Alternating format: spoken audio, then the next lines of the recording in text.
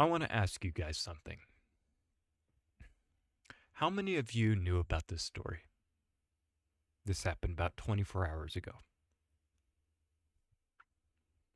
I'm going to assume the majority of you, including myself until I did the research, knew about what happened in the Congo. We know that 70 Christians at least were beheaded and slaughtered by the ISIS faction of Africa, the Muslim African ISIS group, whatever you want to call them. I want to make this video about one thing. Let's all ask ourselves, if these Christians were not Christians, and let's say they were Jews who were slaughtered,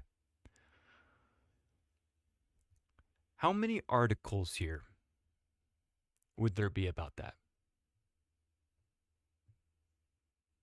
I'm going to just assume that we can both use our brain here and understand that there would be several pages on Google talking about that.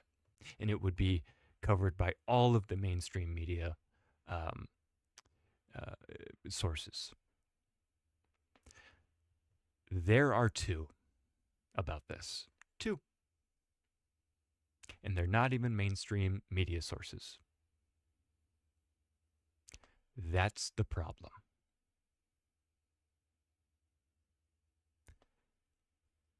We know why, that if it were Jews who were beheaded and slaughtered, why there would be so many articles about that.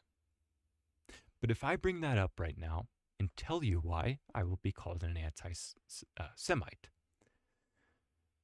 That's the problem. Because the people who run all of these, not these, but all the mainstream media sources are who? Who are they run by? And this is not from me. This is straight from the source. Jewish people admit that they own the media. Quite simply. I'm sure I'm going to get a strike because I say that. It's quite simple. And what do those people think about Christians? Well, we know they don't really like them at all. And that's the whole point. Christians, bar none, are the most persecuted religion on the face of this earth. Full stop. Christians are being persecuted on every single continent on this earth. Okay, maybe other than Antarctica. Nobody lives there, obviously. This is not something new.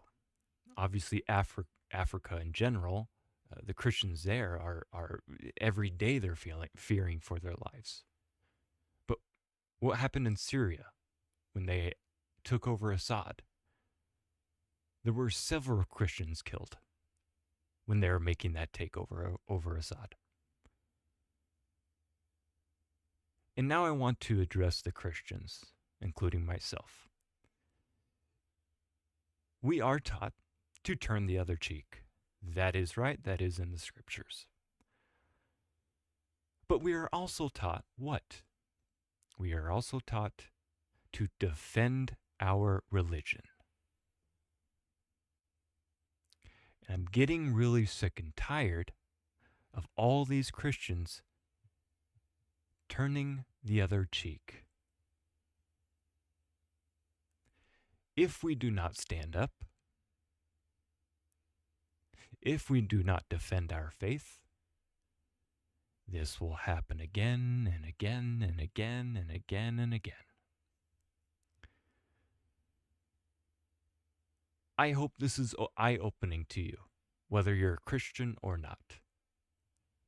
I hope that this right here is an eye-opener to you.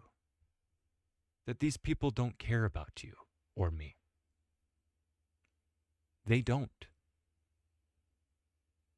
So it's time to stand up for your beliefs now and defend it. Defend it. Defend your faith. Like I just said, if we don't, it's a wrap. It's done.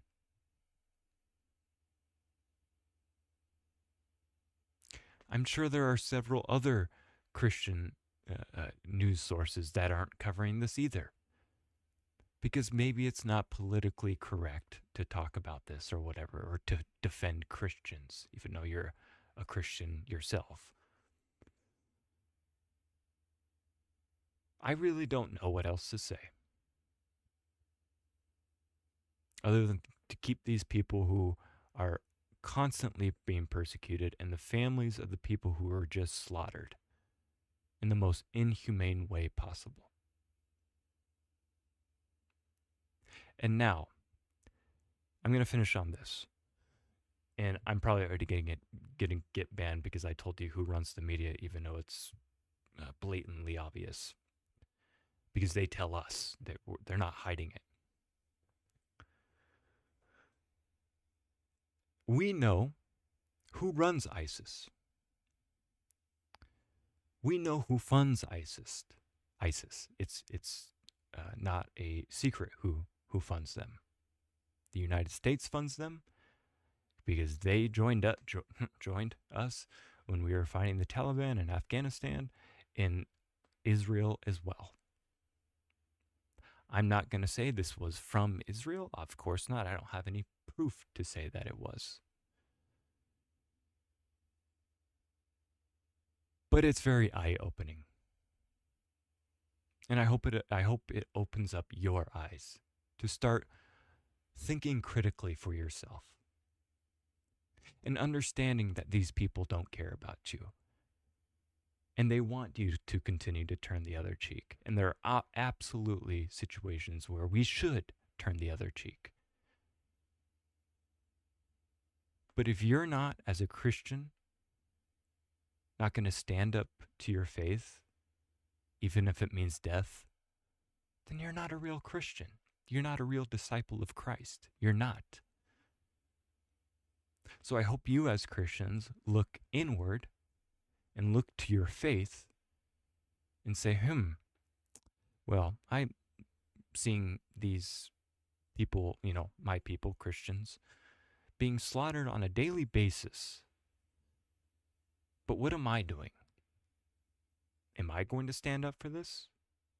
Am I going to make a video that, probably nobody's going to see this, maybe a few people, and that's fine. What are you going to do? And that's the whole purpose of this video. It's not too late. We have faith. Christ is with us in our hearts. It's time to wake up.